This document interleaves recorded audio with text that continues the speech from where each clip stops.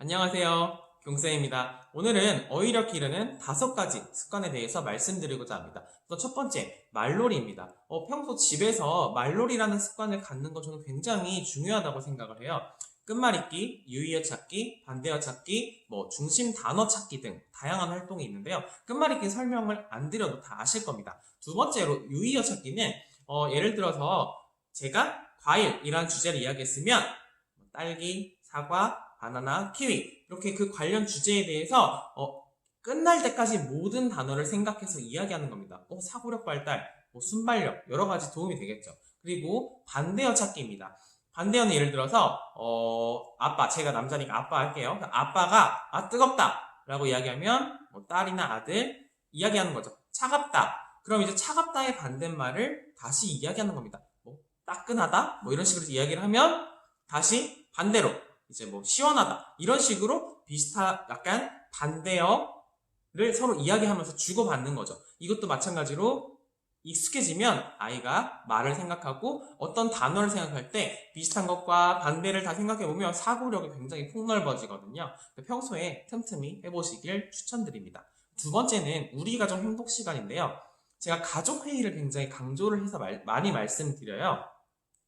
가족회의는 꼭 주제가 있을 때만 하지 않아도 한 달에 한 번이나 2번 정도 정기회의를 열어두시고 그때 정말 회의할 게 없으면 간식 먹고 재밌게 놀면 되죠. 근데 주제가 있을 때는 이제 모여서 예를 들어 이사를 간다 아니면 아이가 스마트폰을 사달라고 한다 할 때 사실 그냥 당연히 사줘야지 그냥 사달라고 하면 근데 그거를 조금 그나마 회의를 통해서 아이의 생각, 부모님의 생각을 조금 뭐라고 해야 될까? 명시적인 이렇게 명확한 그런 하나의 시간에 이야기해보는 게 저는 굉장히 도움된다고 생각해요. 아이가 무작정 사달라고 조르는 게 아니라 정식 절차를 걸쳐서 부모님과 협의를 통해 그리고 결과도 스스로 써보고 자신의 의견도 내세우면서 얻게 되면 이게 일종의 저는 아이가 되게 정당한 그런 권리 혹은 자신의 주장을 논리적으로 표현하는데 굉장히 도움이 된다고 생각합니다. 그리고 또 부모님 설득시키려면 얼마나 많은 논리를 준비하겠어요. 그렇기 때문에 이런 가족회의 저는 또 한번 해보시길 추천드리고요. 세 번째는 가족 일기입니다. 가족이 예를 들어서 엄마, 아빠, 아이 이렇게 3명이라면 월요일 아빠, 수요일 엄마, 토요일 아이 이런 식으로 해서 서로 일기를 쓰는 거죠. 그래서 이때 근데 주의할 점이 서로에게 좀 약간 예를 들어 아이가 잘못한 게 있으면 너 그러지 말아야지 다음부터 그러지 마라고 쓰면 절대 안 되십니다. 쓸 때는 아이를 관찰한 사실 있잖아요. 사실 그대로만 쓰시는 게 좋고요.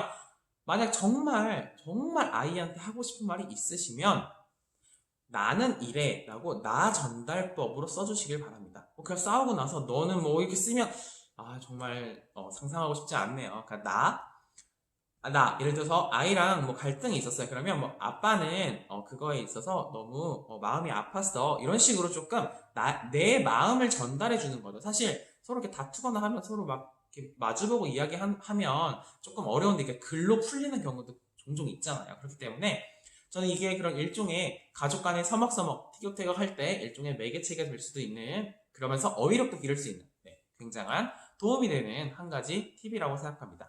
네 번째는 우리 아이만의 어휘사전을 만드는 겁니다. 어휘사전, 단어 찾아가지고요.